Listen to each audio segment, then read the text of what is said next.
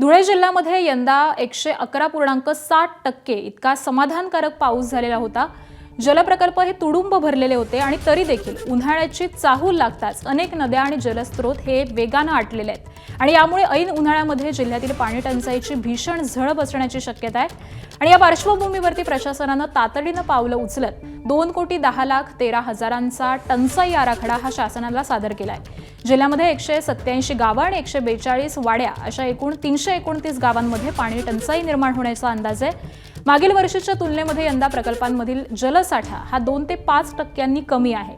विशेषतः डिसेंबर अखेर आणि जानेवारीच्या सुरुवातीलाच अनेक प्रमुख नद्या या आटल्यामुळे परिस्थिती ही गंभीर झालेली आहे। एबीपी माझा, उघडा डोळे बघा नीट।